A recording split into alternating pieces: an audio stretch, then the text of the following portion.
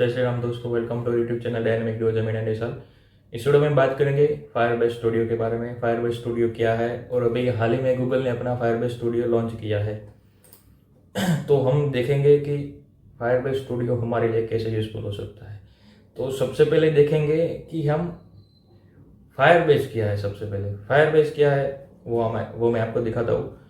Firebase है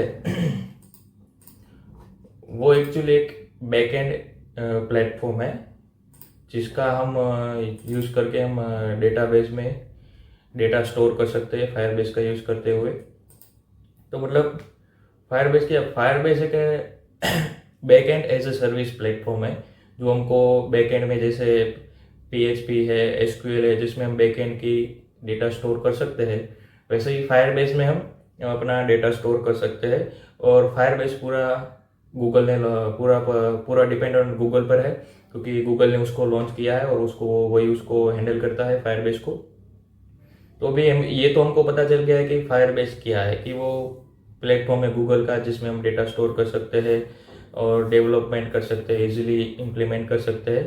अभी हम देखते हैं वो फायरबेस डेटाबेस क्या है। फायरबेस डेटाबेस है मतलब वही जो हम डेटाबेस को स्टोर करते हैं उसको फायरबेस डेटाबेस स्टोर कहते हैं। फायरबेस में बेसिकली हम डेटा को स्टोर करते हैं तो उसको फायरबेस डेटाबेस कहते हैं।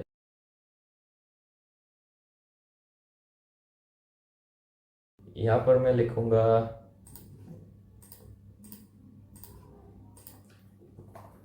फायरबेस स्टूडियो, ठीक है।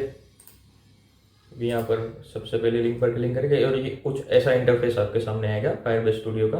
जब आप उसकी ऑफिशियल वेबसाइट पर जाओगे तो यहाँ पर सबसे पहले क्या दिखा रहा है, full stack AI work space. मतलब एक प्लेटफॉर्म पर हम फुल स्टैक डेवलपमेंट कर सकते हैं। फुल स्टैक डेवलपमेंट का मीनिंग क्या होता है कि आप बैकएंड भी वहीं पे करेंगे, फ्रंट एंड भी वहीं के पर, फ्रंट एंड भी एक प्लेटफॉर्म पर कर सकता है। मतलब बेसिकली डिजाइनिंग हो गई फ्रंट एंड का मतलब, और बाकी सब चीज़ें हो गई। और बैकएंड में क्या है, जो डेटाबेस हैंडलिंग होती है वो सब। मतलब एक प्लेटफॉर्म पर हम सब कुछ कर सकते हैं और वो भी पूरा क्लाउड पे, और वो भी फ्री। और इसका यूज़ करके हम वेबसाइट को मतलब जो हमने भी एप्लीकेशन बनाई है, iOS एप्लीकेशन बनाई है, वेब एप्लीकेशन बनाई है, डेस्कटॉप एप्लीकेशन बनाई है, उसको हम होस्ट भी कर सकते हैं। तो अभी हम थोड़े कुछ उसके बेनिफिट्स देखेंगे उस फायरबेस स्टूडियो के। ये बेसिकली है मतलब फायरबेस स्टूडियो मतलब वो क्लाउड बेस्ड है पूरा। पहली बात तो ये क्लाउड बेस्ड है, मतलब आपको प्रोसेसिंग में थोड़ा ज़्यादा परफॉर्मेंस मिलेगा क्योंकि क्लाउड पर है। तो आपको इंटरनेट कनेक्शन भी चाहिए तो आप उसको क्लाउड के थ्रू डायरेक्ट यूज़ कर सकते हैं। वो मशीन पर पूरा लोड नहीं पड़ेगा और आपको यूज़ करने में बहुत ही इजीली होगा। क्योंकि मैं एंड्रॉयड स्टूडियो में यूज़ कर रहा था तो एंड्रॉयड स्टूडियो में तो बहुत लैग हो रहा था और लैपटॉप पूरा हैंग हो जाता है आप ज़्यादा देर यूज़ करते हो। तो मतलब ये एक प्लस पॉइंट है कि आप क्लाउड पर यूज़ करके डायरेक्ट आप वेबसाइट के थ्रू ही आप से उसको डिप्लॉयमेंट कर सकते हैं। और दूसरी चीज़ है, अभी AI का ज़माना आ गया है तो उसमें आप AI को इंटीग्रेट कराया हुआ है फायरबेस स्टूडियो में, तो आप उसमें भी उसको यूज़ कर सकते हैं। और इजीली आप उसको AI इंटीग्रेटेड है, इसलिए आपको ज़्यादा कोडिंग की नॉलेज की भी ज़रूरत नहीं है। आप सीधा AI को प्रॉम्प्ट देके भी जनरेट करा सकते हैं एप्लीकेशन और उसको होस्ट करके डायरेक्टली यूज़ कर सकते हैं। तो सबसे पहला है उसका AI असिस्टेंट जो है गूगल जेमिनी, क्योंकि ऑब्वियसली गूगल ने उसको प्रोड्यूस किया है तो उसमें वो अपनी खुद की AI का यूज़ करेंगे जो है गूगल जेमिनी, जो उसका AI असिस्टेंट है। दूसरा है फुल स्टैक डेवलपमेंट, जो हमने पहले ही देखा। फुल स्टैक डेवलपमेंट में मतलब वो फ्रंट एंड और बैक एंड दोनों को हम एक साथ हैंडल कर सकते हैं और वो भी बहुत ही इजीली। और आपके पास अगर कोडिंग का ज़्यादा नॉलेज नहीं है तो आप उसको आसानी से हैंडल कर सकते हैं, बस आपको उसको थोड़ा सा सीखने की ज़रूरत पड़ेगी। दूसरा है क्लाउड बेस्ड, क्योंकि वो क्लाउड बेस्ड है उसको आपके लैपटॉप पर परफॉर्मेंस स्पीड हाई रहेगी। मतलब थोड़ा सा इश्यू आ सकता है, लेकिन आप अगर as a compare to Android studio देखेंगे तो वो बहुत लैग होता था, लेकिन आप इसको यूज़ करेंगे तो आपको बहुत ही आसानी से समझ में आ जाएगा। नेक्स्ट है हमारा फायरबेस सर्विस इंटीग्रेशन। मतलब जो फायरबेस ऑब्वियसली फायरबेस स्टूडियो है तो उसको फायरबेस स्टूडियो के मतलब इंटीग्रेशन मिलेंगे, जैसे डेटाबेस कनेक्टिविटी है वो आपको आसानी से मिल जाएगी। एयर पावर्ड प्रोटोटाइपिंग, मतलब आप कोई भी प्रॉम्प्ट डालेंगे और वो आपको एप्लीकेशन वेबसाइट जो भी है कुछ उसको प्रॉम्प्ट देंगे वो आपको जनरेट करके देगा, और बहुत ही आसानी से जनरेट करके देगा और बहुत फास्ट काम करेगा, क्योंकि ये गूगल का है और उसका AI जेमिनी असिस्टेंट आपको बहुत मतलब आउटपुट देगा अच्छा हुआ।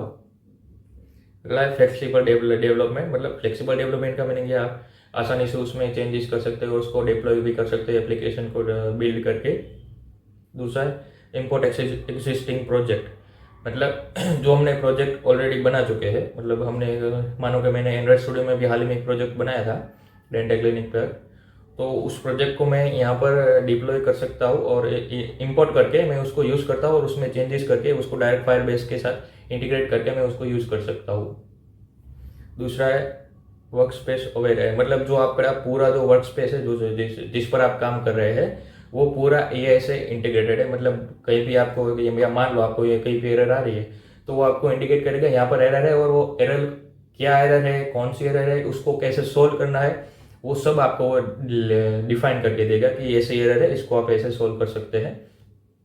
और लास्ट पॉइंट है रियल टाइम कोलैबोरेशन। मतलब आप रियल टाइम कोलैबोरेशन करके एप्लीकेशन को बिल्ड करके आप सीधा होस्ट कर सकते हो। और कई प्लेटफॉर्म पर आपको होस्ट करने के लिए उसकी प्लेटफॉर्म फी देनी पड़ती है, लेकिन फायरबेस पर आपको होस्ट करने के लिए प्लेटफॉर्म फी नहीं देनी पड़ती है। कुछ एडिशनल फीचर आप अगर यूज़ करने जाओगे तो उसमें आपको प्रीमियम मांगेगी, लेकिन आप बेसिकली अब बिगिनर है और स्टार्टअप यूज़ करना का चाहते हैं तो ये बेस्ट प्लेटफॉर्म है आपके लिए।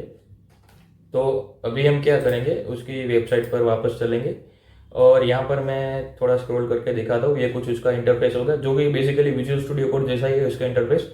और यहाँ पर हम स्क्रॉल करते हैं और ये यहाँ पर आपको जब स्टार्ट करेंगे तो कुछ ऐसा मिलेगा। यहाँ पर मैं गेट स्टार्टेड पर क्लिक करता हूँ और पहली बार आएगा तो आपको कुछ ऐसा इंटरफेस दिखेगा। यहाँ पर आए एक्सेप्ट टर्म एंड कंडीशन, ये सभी का यही मामला है, इसको हम एक्सेप्ट कर लेंगे। और यहाँ पर हमारा मेन फोकस है फ्लटर एप्लीकेशन डेवलपमेंट पे, इसलिए मैं यहाँ से फ्लटर पर सिलेक्ट करता हूँ और यहाँ पर मैं एप्लीकेशन का नाम दूंगा माई ऐप, ठीक है, और इसको क्रिएट कर दूंगा। अभी ये उसका पूरा एनवायरनमेंट क्रिएट करेगा जो कि डेवलपमेंट के लिए वर्क स्पेस क्रिएट करेगा उसके लिए सेपरेटली क्लाउड पे, और आपको सेपरेट एप्लीकेशन क्रिएट करके देगा। और जब आप ये करते हैं तो आपको एक प्री बिल्ड एप्लीकेशन देगा जो कि आप एंड्रॉइड स्टूडियो में अगर आपने किया होगा तो आपको पता होगा कि अगर आप फ्लटर क्रिएटर न्यू प्रोजेक्ट करते हैं तो उसमें आपको एक प्री बिल्ड एप्लीकेशन आती है। वैसे सेम चीज़ यहीं पे आएगी, आपको एप्लीकेशन देगी और मैं उसको अभी रन करके भी आपको दिखाऊंगा कि वो कैसे रन होगी। तो यहाँ पर हमारा ये काम हो गया है। यहाँ पर आप लिब में देखेंगे तो यहाँ पर आपको मेन फाइल दिखेगी जो हमारी प्री बिल्ड एप्लीकेशन होगी। आप कोई भी उसमें करेंगे तो आपको ये एप्लीकेशन दिखाएगी। यहाँ पर हमको कह रहा है कि आपको डार्ट का एक्सटेंशन इंस्टॉल करना पड़ेगा, तो हम डार्ट का एक्सटेंशन इंस्टॉल कर लेंगे। ठीक है, ये हमारा डार्ट का एक्सटेंशन इंस्टॉल हो गया है। फिर हम हमारी मेन फाइल पर चलेंगे और यहाँ से हम इसको रन करेंगे स्टार्ट डिबगिंग पर। ठीक है, ओके, अभी यहाँ पर डिवाइस शो करेगा।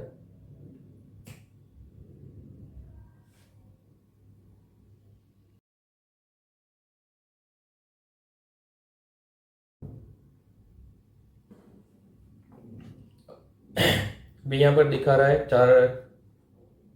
अभी हमको ये 4 डिवाइस दिखा रहा है। SDK G फोन मतलब Google phone, Linux, SDK G phone Google phone x basically वही है, और वेब सर्वर। तो यहाँ पर हम SDK G फोन 64 को सिलेक्ट करेंगे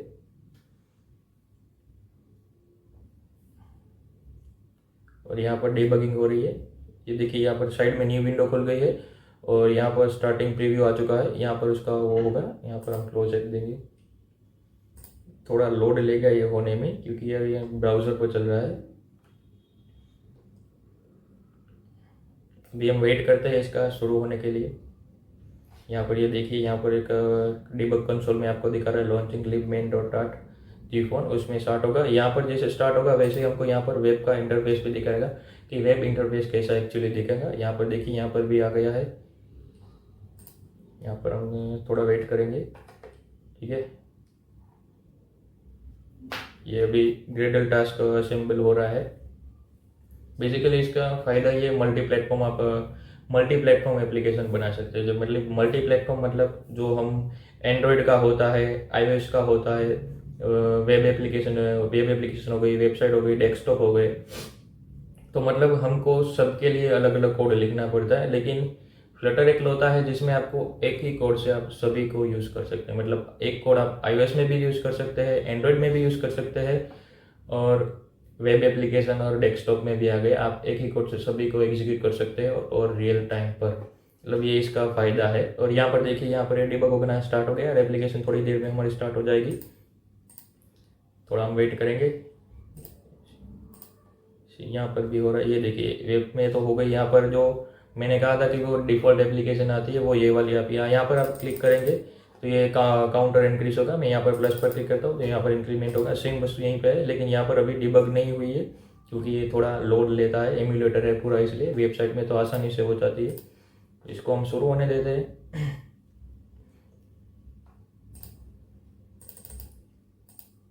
ये देखिए यहाँ पर भी ये स्टार्ट हो गई है, और ये देखिए यहाँ पर भी ये सेम चीज़ हो चुकी है। मिलते हैं नेक्स्ट वीडियो में। थैंक यू दोस्तों।